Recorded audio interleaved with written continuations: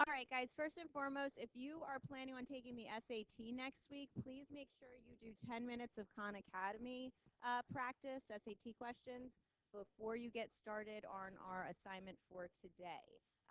It's required that this week that's your due now, so please make sure you do it. Thanks. All right, on to my packet. Here's your due now for my packet. We're basically matching the symbols to the terms. So here we go. All right, so sample size, you guys should have put N, population proportion, P, sample proportion is your P hat. Remember, when you reject the null hypothesis, your P value will be less than alpha. Your null hypothesis is denoted as HO. Alternative is HA or HA. Your level of significance will be given to you, and it's denoted with alpha. And when your p-value is greater than alpha, you fail to reject the null hypothesis. All right, so on this packet, I gave you an example, and it's worked through. So what I'm going to do in this video is I'll go ahead and walk you through that example, and then I will do number 1 from scratch, and then that's it for this video. So hopefully you'll have enough practice at that point, especially if you missed last class, that you'll be able to complete the packet. The packet is due, so please make sure you get it into the bin by the end of class. Okay, so the example is, in a survey, 45% of the respondents stated that they talk to their pets on the answering machine or telephone. A veterinarian believes this result to be too high, so she randomly selected 150 pet owners and discovered that 63 of them spoke to their pets on the answering machine or telephone. Does the veterinarian have a right to be skeptical? Use a 1% level of significance. All right, guys, first and foremost, the claim is stating that 45% of the people talk to their pets on the phone, all right? So that's the null hypothesis. That's where we get this P is equal to 45%.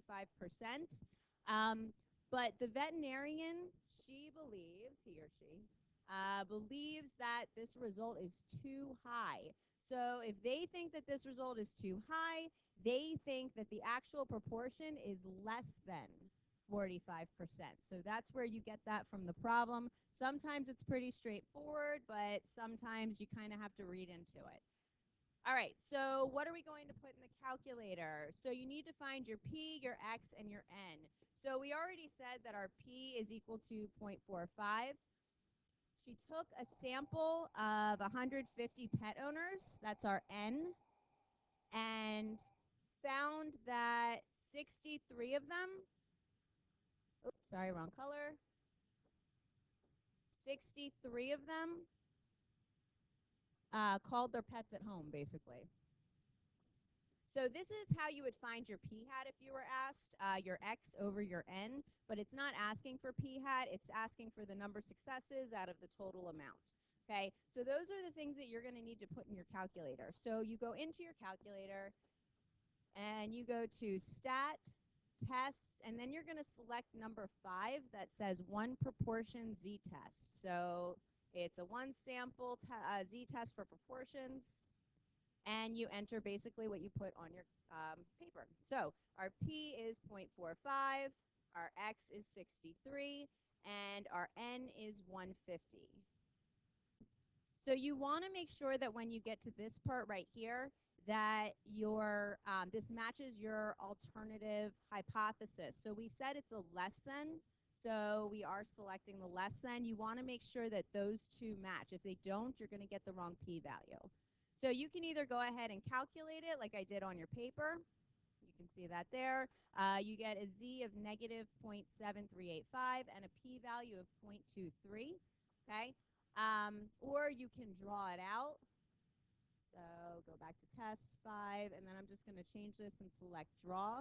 And you can see it'll actually draw the curve for you. And you can see that about 23% of the curve is shaded in. It's a less than, so it makes sense that it would be shaded to the left. Either of these work, so you can either calculate or draw. If you get an error for drawing, it probably means that there's something in your y equals menu. So just calculate it or take the thing out of your y equals menu. All right, so anyway, we've got our z-score and our p-value. So we write that down, and then we go and we use that p-value to decide whether to reject or fail to reject the null hypothesis. In this case, we've got a p-value of 0.23 and a level of significance. It actually tells us this in the problem right here. Oh, just kidding. It says it's 1%. So be very careful. A lot of people want to put 0.1, but it is 0.01. That's our alpha. That's where that came from.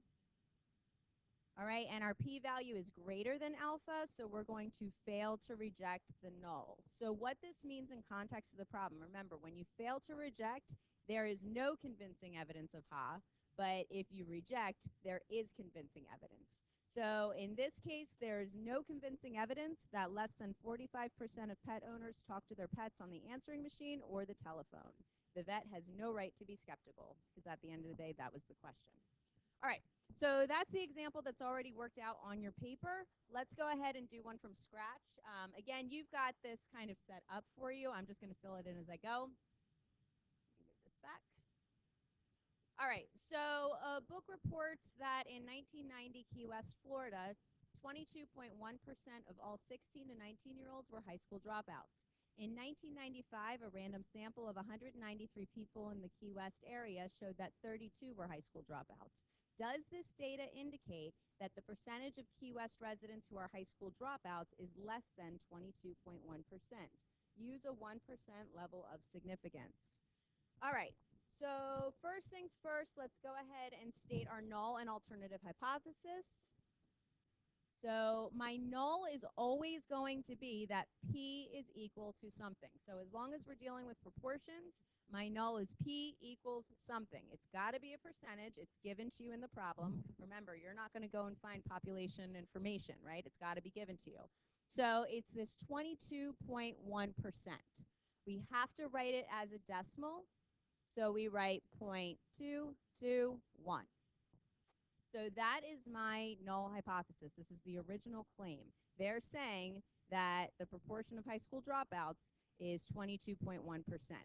And we're saying, ha, right? The way to do this, the alternative, write the P, write the number. A lot of people change the number. It doesn't make sense to change the number. The only thing that's going to change in your alternative is that equal sign. It's either going to be a less than, a greater than, or a not equal to. Those are your three options. And it comes from the wording. So in this problem, it says that, what does it say? It says, does this indicate that the percentage of Key West residents who are high school dropouts is less than 22.1%? So this one was pretty straightforward. It's a less than. Sometimes it's a little bit more complicated. You got to kind of read into it. All right, so now that we've got that, we're going to figure out what we're going to put in our calculator. We've already said that P is equal to 0.221. You need to find your X and your N.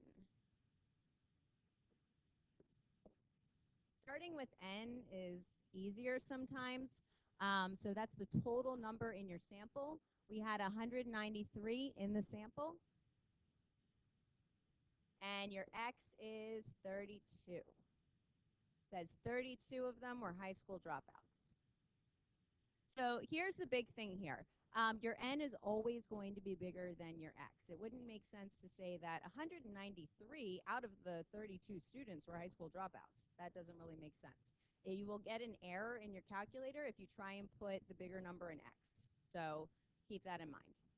All right, so now that I have that, I'm going to go ahead into my calculator again. I'm going to go to Stat, Test 5. So I put in the P, 0.221. My X is 32, and my N was 193.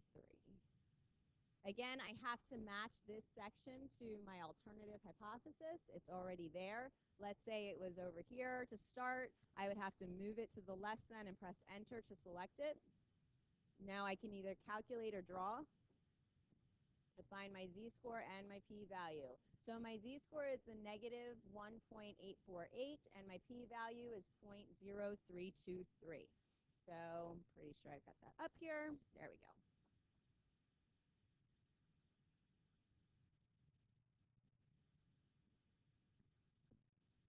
So I've got my z-score, negative 1.848, and a p-value of 0.0323. So this is what it looks like either if you calculate it or draw it. You can see the drawing it gives you straight up the two things that you need, the z-score and the p-value. Be careful, don't put p-hat. That 0.1658 is your p-hat, not your p-value. All right, so now that I have that, I'm going to have to go ahead and compare it to my alpha. So I already know my p-value is equal to 0.0323.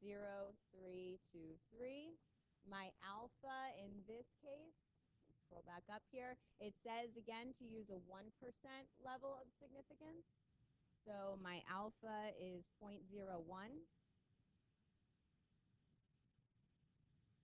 So p-value is kind of like having 3 cents in your pocket. Alpha is kind of like having 1 cent in your pocket. The p-value is larger. So we fail to reject.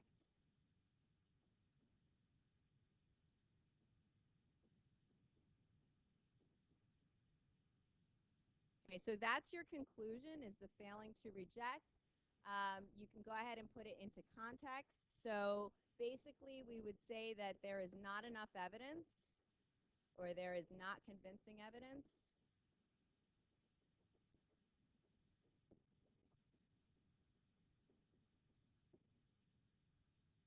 that the proportion